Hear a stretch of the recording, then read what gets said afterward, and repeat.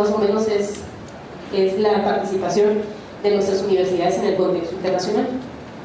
Entonces, a partir de ahí, vamos a ver la integración de la educación superior en el contexto internacional. Entonces, al referir a la educación superior, el contexto internacional cuenta con una serie de lineamientos e indicadores internacionales que deben ser atendidos por aquellas economías que desean incorporar a sus universidades en el contexto de las evaluaciones internacionales. Entonces, la pregunta es, ¿cómo se integran? Y bueno, pues por aquí tenemos este pequeño diagrama donde vamos a ver la importancia de la educación superior dentro del contexto económico internacional. Y bueno, pues vamos a partir de las economías desarrolladas, aquellas en desarrollo que pretenden llegar a ser desarrolladas. Entonces, vemos que estas economías pues se basan en el conocimiento, y el conocimiento pues obviamente se va a producir en universidades y en centros de investigación.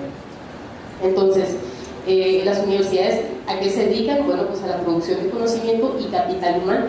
Nosotros también somos capital humano, estamos acá dentro de la Unison y de las universidades que venimos invitadas, ¿no?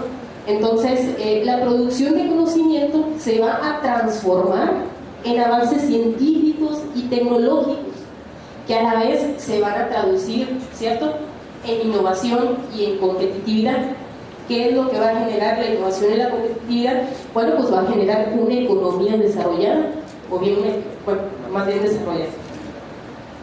Entonces, a partir de este contexto de situar a la universidad dentro de la integración internacional, bueno, pues la pregunta es, ¿cuál es la relación que existe entre los indicadores de los rankings universitarios, Academic Ranking World Universities, el Times Higher Education, el Quaquarelli Simon? Ahora, ¿cuál es la relación de esos indicadores con los rankings mexicanos, Ciencia, Tecnología e Innovación, América y Economía, y los comités interinstitucionales de evaluación de la educación superior?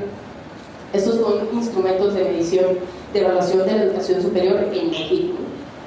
Entonces, pues a partir de esta pregunta, yo me hago la pregunta, ¿cómo es la relación que existe, ¿verdad?, entre los indicadores del contexto internacional con los del contexto nacional?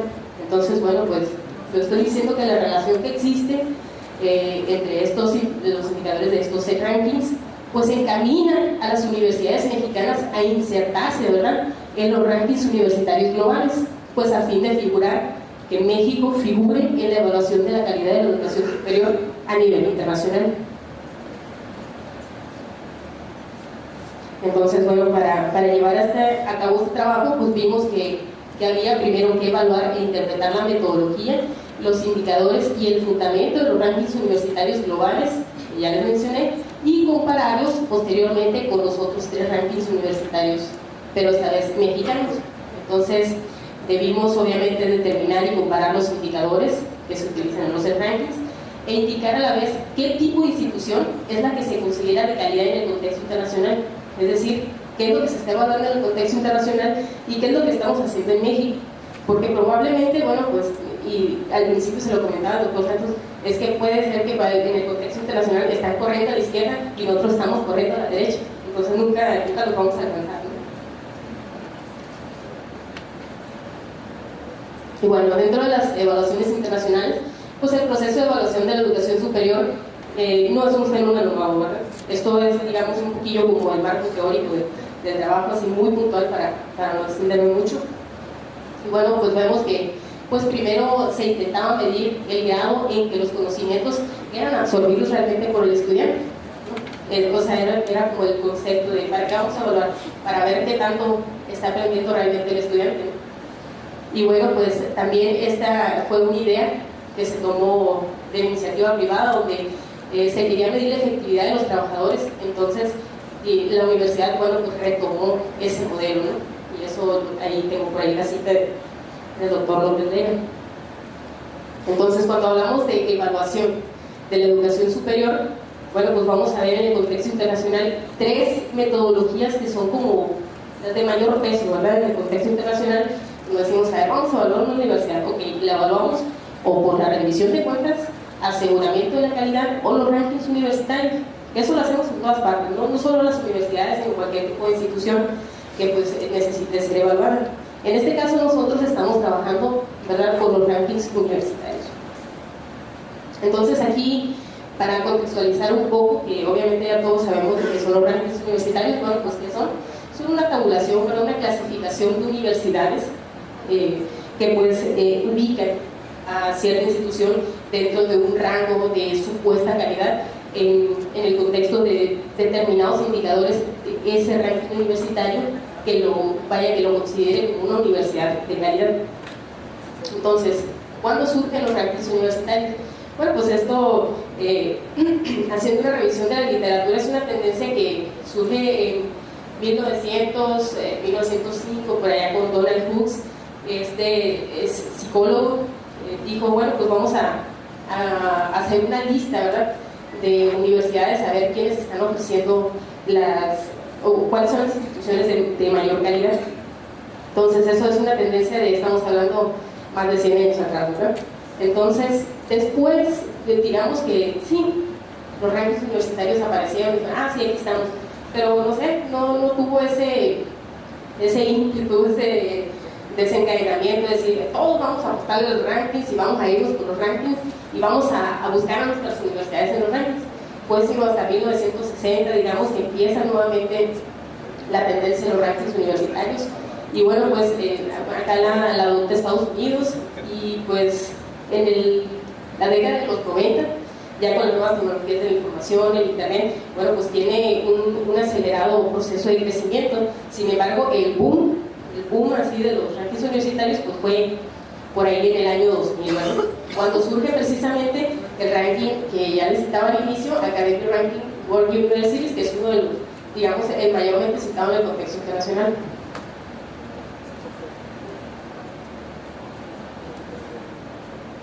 El clima aquí es un poquito diferente a Tijuana, entonces la garganta está como...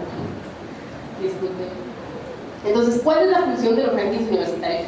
Me imagino yo que más de alguna persona que estamos aquí alguna vez hemos visto un ranking universitario. Vamos a ver cómo está el unisón en el ranking, no sé, América y Colombia. Entonces nosotros consultamos a los rankings, bueno, pues para ver dónde estamos situados.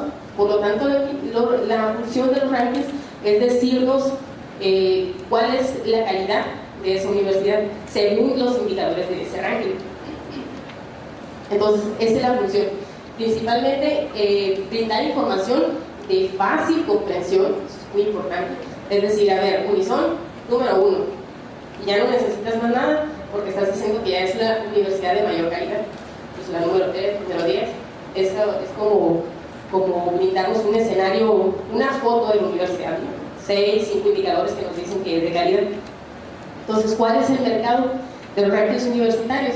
¿Quiénes consultamos los rankings universitarios? Bueno, pues los estudiantes, en primer lugar, ¿verdad?, son quienes, a ver, yo no sé, me quiero estudiar un posgrado, ¿dónde están los mejores posgrados? La pueden ver el asunto.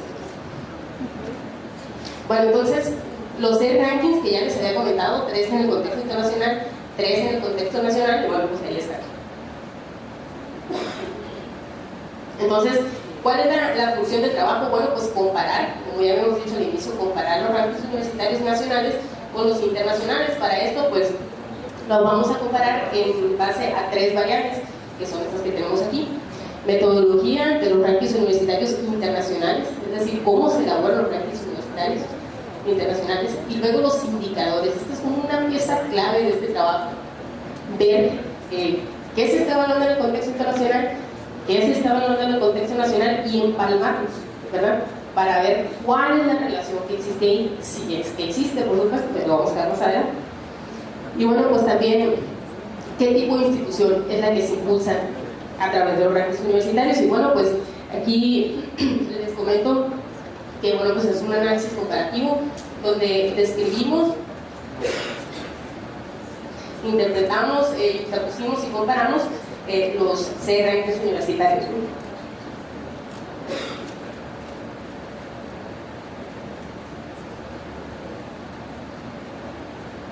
Bueno, pues aquí tenemos básicamente la orientación metodológica de los rankings. Por un lado están los que se basan en la producción científica, es decir, el número de citas, la producción de los académicos de esas universidades, digamos que son unos rankings que se van o están orientados por la perspectiva cuantitativa. Y por otro lado están los del prestigio institucional, que aquí evalúan a las universidades cualitativamente, sobre todo por medio de entrevistas, ¿no? Es el método por el cual recaban información para evaluar. Entonces, para efectos de comparar la metodología con que se elaboran rankings universitarios, bueno, pues vamos a utilizar esta figura. Es decir, aquí estamos contemplando los elementos de la universidad, ¿verdad? Tenemos a la universidad aquí en el centro, la docencia por un lado, que es la principal, digamos, tarea de la universidad. Luego también está la investigación, profesores e investigadores, que tenemos muchos allí, la innovación y la internacional. Creo que por aquí era extensión, hasta ahora menciono la extensión de la universidad, es decir, la relación que tiene la universidad con el entorno en que se desarrolla, si están atendiendo a las problemáticas locales. Y bueno, pues por último, la internacionalización. Entonces, bueno, pues en base a esta figurita vamos a ver el primer ranking, ¿no? Entonces, ¿cómo recopila la información este ranking? Bueno, pues estamos viendo que por datos cuantitativos en la docencia. Es decir, este ranking, más adelante lo vamos a ver en los indicadores, este ranking nos está diciendo, bueno, pues que por medio del número de alumnos, la tasa que hay entre alumnos y profesores, es que está evaluando la calidad de las universidades entre los otros indicadores. La investigación 100% cuantitativa también. Aquí nos está diciendo, bueno, pues que trabaja básicamente con el número de citas y la producción científica. Y bueno, pues este ranking por acá tiene 0 en internacionalización y 0 en el entorno, en la relación con el entorno, puesto que no tiene indicadores que califiquen estos dos rubros. Entonces después aparece el Higher Education, que aquí en un 50% basa su, digamos, calificación de manera cuantitativa y cualitativa, 50-50. Luego, cuantitativamente la investigación también por el número de citas lo basa a un 70% y un 30% de manera cualitativa. Aquí básicamente, bueno, pues dice cuál es el perfil de los investigadores y demás. Entonces, en cuanto a la relación con el entorno, 100% cuantitativamente recoge la información y también en internacionalización.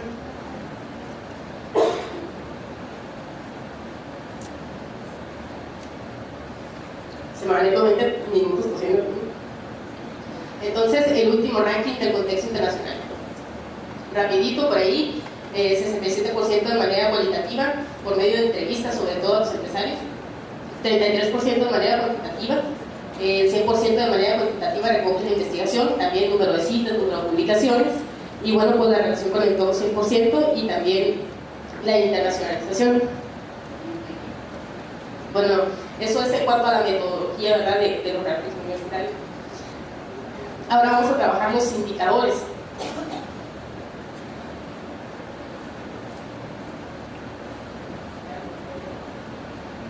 Bueno, aquí esta tablita, solo estoy mencionando 2 tablas. Es esta, el contexto internacional y el contexto nacional, puesto que son antididácticas las tablas porque están así, las cortas son todos los indicadores. Entonces, pues aquí vemos rápidamente los indicadores de la Academic Ranking World Universities, que son estos, lo que les comentaba ahorita. Entonces, ¿qué fue lo que hicimos? Sacar una tablita con los indicadores de los 3 rankings internacionales y de los 3 rankings nacionales, como esta que es aquí, este es de América y Economía, pues para posteriormente compararlos, ¿no? ¿Qué fue lo que hicimos? Primero comparamos entre globales o internacionales y después entre nacionales, que estas 2 tablas fueron el producto. Entonces, tenemos que en el contexto global, en enseñanza, los rankings universitarios están evaluando por una parte el prestigio en la docencia y la proporción de los estudiantes, que es cualitativo y cuantitativo, lo que ya les comentaba ahorita. Entonces, en investigación están viendo sobre todo el número de citas y el volumen de artículos publicados. En relación con el entorno, pues el prestigio entre los empleadores meramente cualitativo. visibilidad internacional o internacionalización, pues la promoción de estudiantes internacionales y de los profesores también. Eso es en el contexto internacional. Ahora, en México, ¿qué estamos evaluando? ¿Vamos para allá, junto con los internacionales, o estamos corriendo al otro lado, ¿no? Entonces la cosa aquí es que la enseñanza, nosotros la evaluamos por medio del ingreso de la matrícula de estudiantes, y allá por medio del prestigio, por medio de la tasa del personal docente, y allá por medio de la proporción de estudiantes.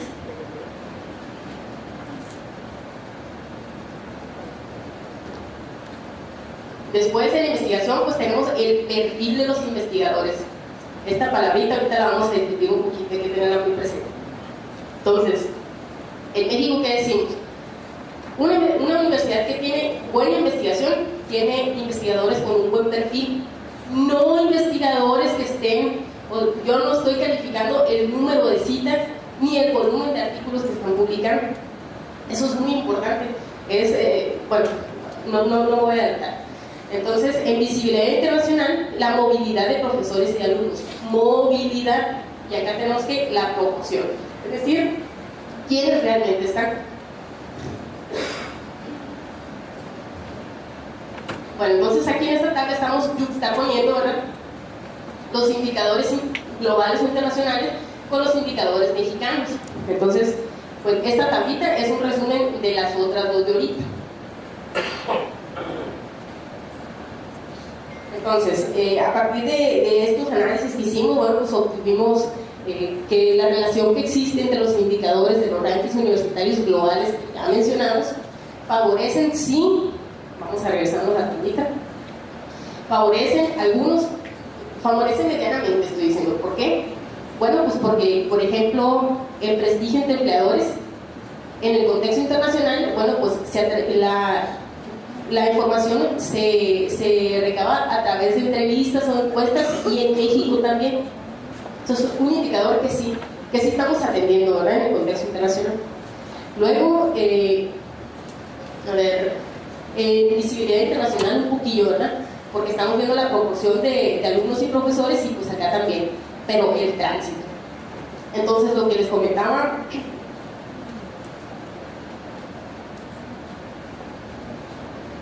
era lo más importante al final del día, bueno, pues era el perfil de los investigadores. ¿Por qué? Porque los rankings universitarios internacionales basan, digamos, la calidad de las universidades en el número de citas, en la producción científica de las universidades.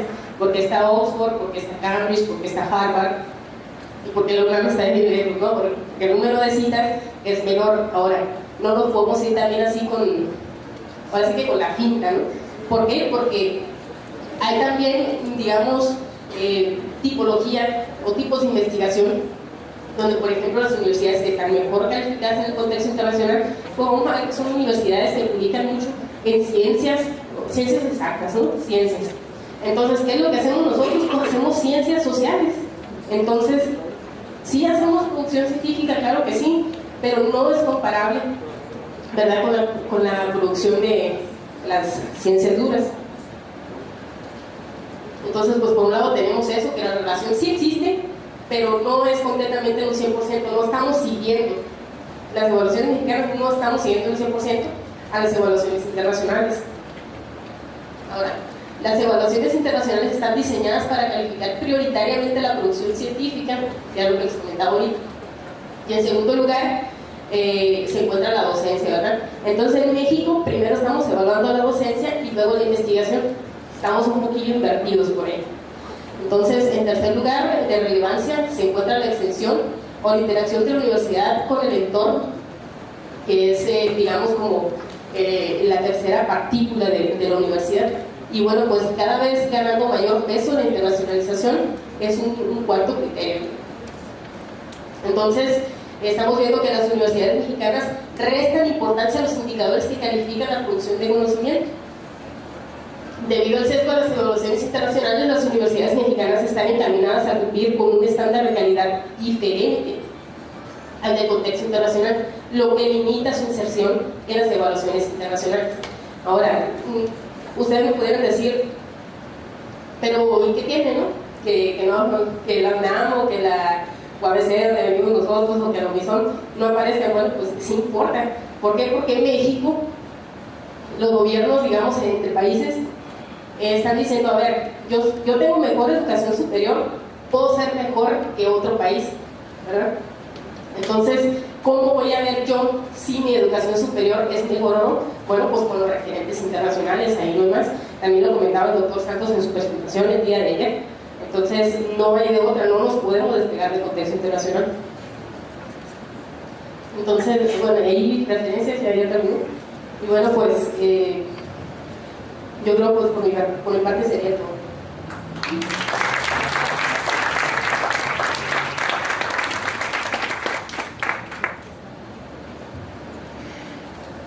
Gracias por la presentación.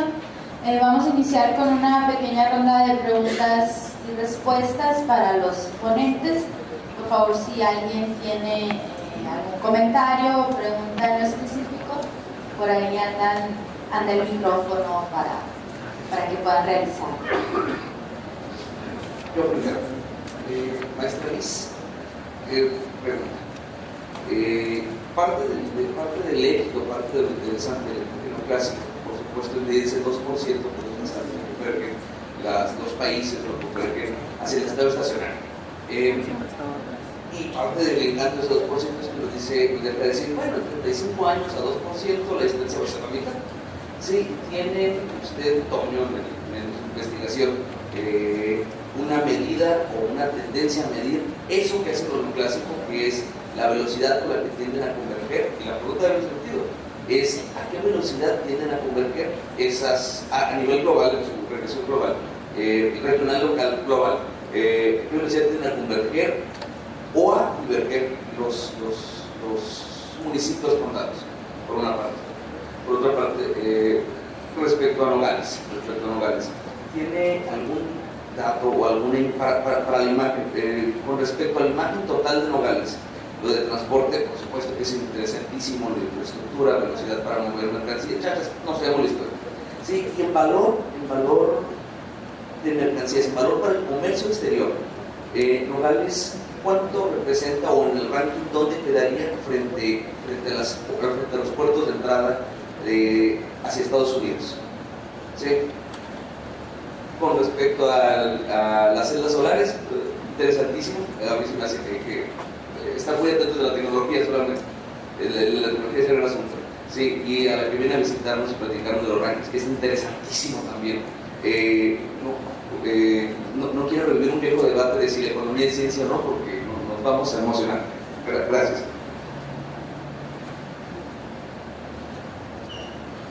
Contesto primero. Con respecto a la ubicación de Nogales, o de Arizona más bien, con respecto a los otros estados fronterizos, es más o menos la información que nosotros hemos recabado. No somos los punteros, no somos los punteros.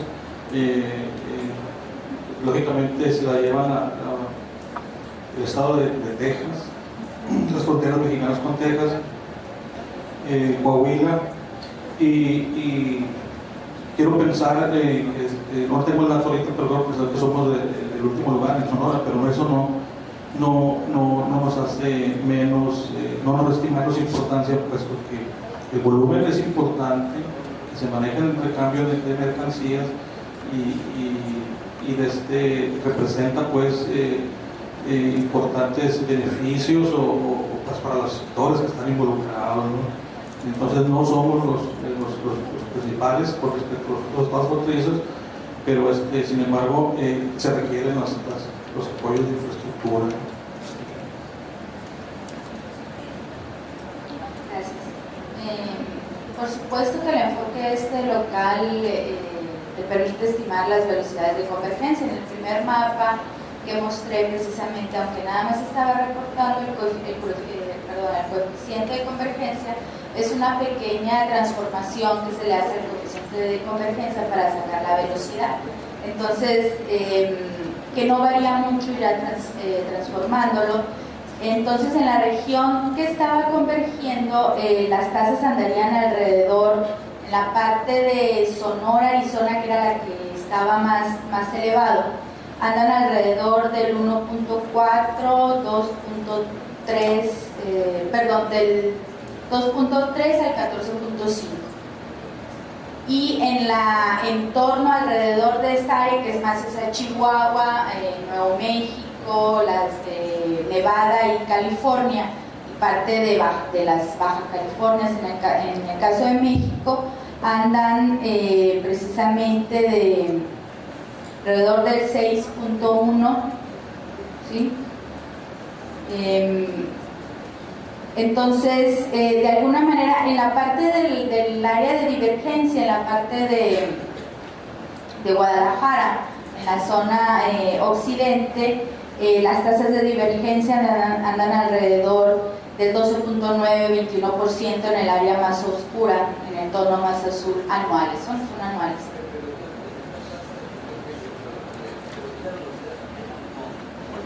Es una pequeña transformación y la diferencia entre el coeficiente y la velocidad no es muy grande.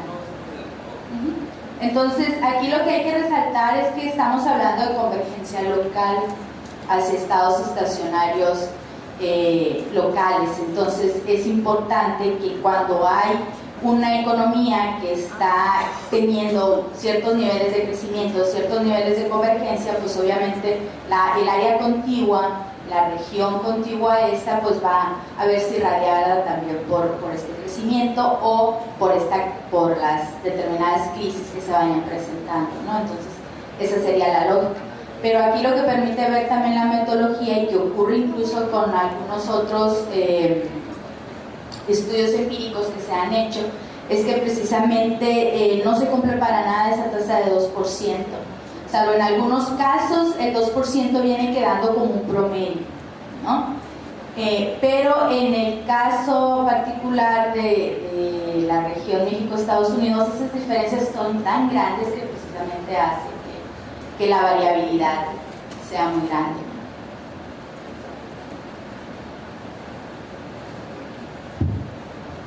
¿Puedo preguntar? Sí. Sí, perdón. Así, Luis Huesca decía, para Siliana, una felicitación, el trabajo que se ve muy completo. También para los demás compañeros, muy buenas ponencias en esta mesa, y específicamente, ¿no?, para la doctora. Me llama la atención cuando los betas de convergencia aparecerían como muy altos en algunos casos, ¿no? Cuando da menos 28, 26, no sé si ahí sea un acumulado o igual me pude haber perdido, una disculpa. Si lo puedes aclarar un poquito, y creo que en Sonora se está presentando eso. Y de ahí mismo algo que se me hace bien curioso, que es un aporte muy interesante, que no lo he visto publicado en ningún lado sobre este tema, es esto del estado estacionario. O sea, no podría estar pasando, o cómo determinar con este estudio que los municipios están ya, digamos, en un estado estacionario posiblemente, y que posiblemente se van a quedar, y que necesitarían de algún otro detonador que haga que salgan de estado estacionario, porque puede ser que sea un estado estacionario que no va a corresponder a de los que están, como dicen en la literatura, que en inglés, que no están logrando el catching up, ¿no?, el alcance a los otros.